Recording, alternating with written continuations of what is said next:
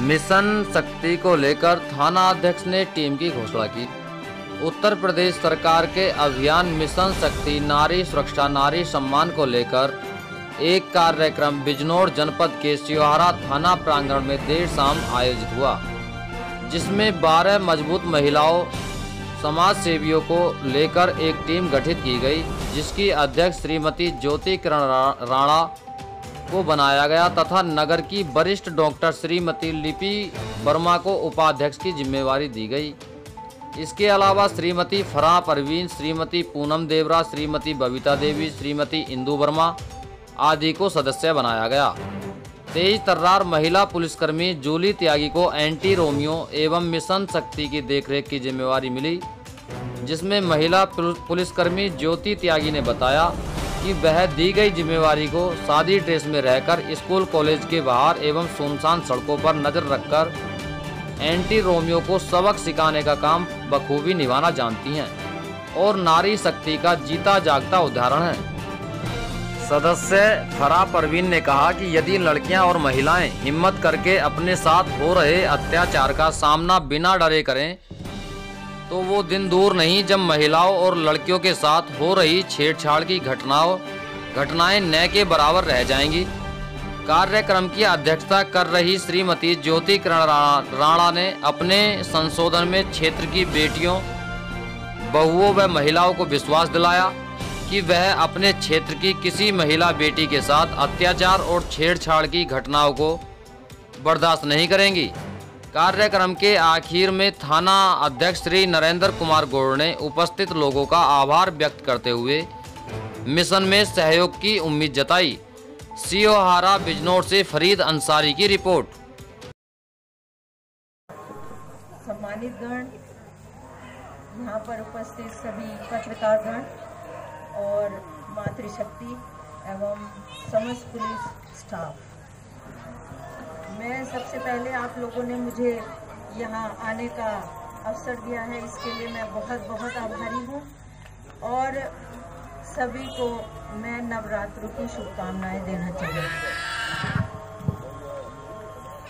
मुख्यमंत्री जी योगी आदित्यनाथ जी ने महिलाओं की सुरक्षा के लिए, बालिकाओं के अपराधों को रोकने के लिए एक विशेष मिशन चलाया है, जिसका नाम मिशन शक्ति दिया गया है।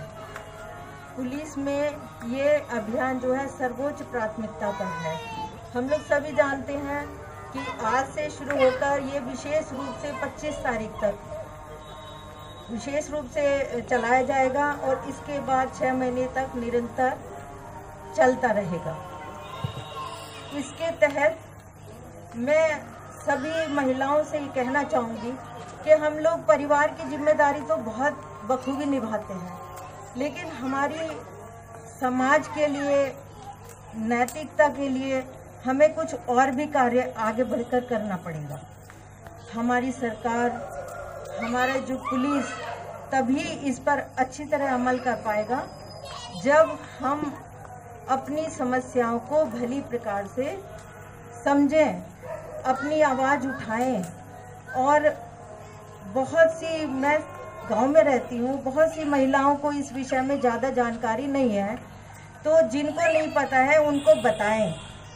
और जैसे आप मेरी एक बहन ने बताया कि बहुत सी लड़कियां और महिलाएं, ये ज़रूर है कि अपने ख़ानदान की इज्जत चली जाएगी, चुप हो जाओ, बिल्कुल मत बोलो, जैसे है एक बार हो गया तुम चुपचाप जाओ, ये बात ज़रूर आती है, मैं देखती हूँ गांव में।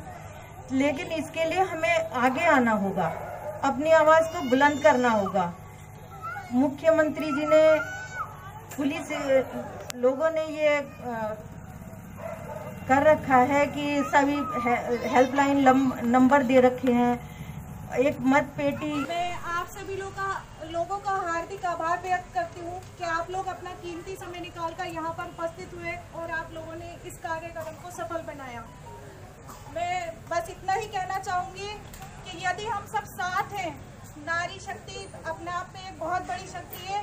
यदि नारी ही नारी को सपोर्ट करेगी तो हमारा देश बहुत आगे निकल जाएगा। मेरा कहना यह है कि हम 100 साल पीछे चल रहे हैं, हमारा देश 100 साल पीछे चल रहा है, क्योंकि मैंने देखा है ज़्यादातर, क्योंकि मैं फील्ड दुश्मन है, नारी ही नारी की दुश्मन है। यदि ये विचारधारा नारी के मन से निकाल दी जाए और नारी एक दूसरे को सपोर्ट करने लगे तो हमारा देश सशक्तिकरण के मामले में सबसे आगे होगा। बस इसी के साथ मैं अपनी वाणी को विराम देती हूँ। धन्यवाद। आदरणीय अध्यक्ष महोदय, मैं यहाँ पर उपस्थित समस्त बहनें व समस्त भाई व समस्त मित्रगण, जैसा कि अभी एसओ सर ने बताया है मेरे बारे में, मैं यहाँ पर थाने स्तर पर एंटी रोमियो स्क्वाड की प्रभारी हूँ। वह अब ये जो नारी शक्ति मिशन चला है इसके लिए भी मैं ही जिम्मेदार हूँ, यानी कि मैं ही इसकी प्रभारी हूँ।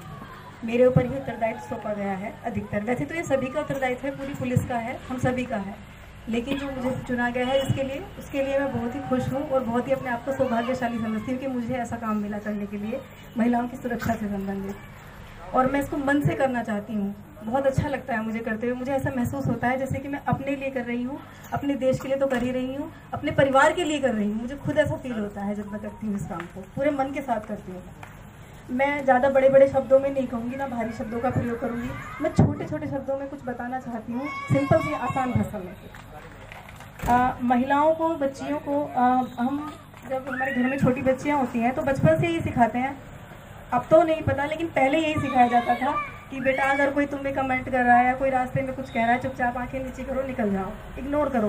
तुम लड़की हो, तुम घर की इज्जत हो, तुम कुछ कहोगी या बेकार में तमाशा होगा, बदनामी होगी हमारी।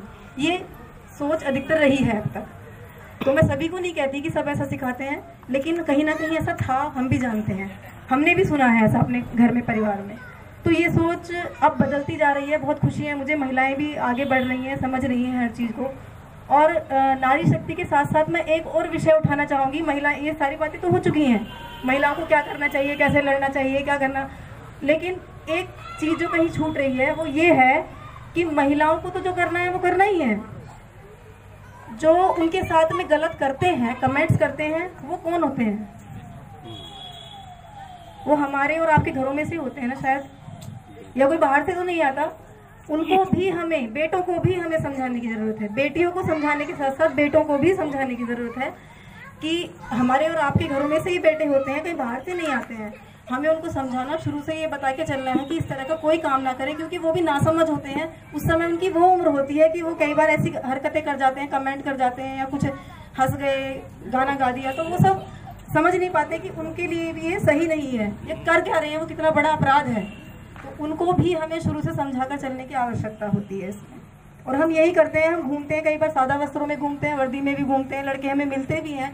कई बार ऐसा होता है हमारे ऊपर भी कमेंट करते हैं, ऐसा नहीं है, हम खुद सुनते हैं, लेकिन उनको हम चेतावनी देते हैं, समझाते हैं और वहीं पे छोड़ते हैं, नाम पता पूरा नोट करते हैं उनका। मेरे पास कई बार ये भी आता है कि मैडम नहीं, नाम मत नोट कीजिए, छोड़ दीजिए, ये है वो है, लेकिन उसमें ऐसा कुछ नहीं है। अगर वो कोई आगे क्राइम करता है या आगे कोई बड़ी ऐसी हरकत करता है तब उसके ऊपर एक्शन लिया जाता है। पहली बार में हम कुछ चेतावनी देके ही छोड़ते हैं। रही महिलाओं की बात, महिलाओं को मैं यही कहना चाहूँगी कि आपको कभी भी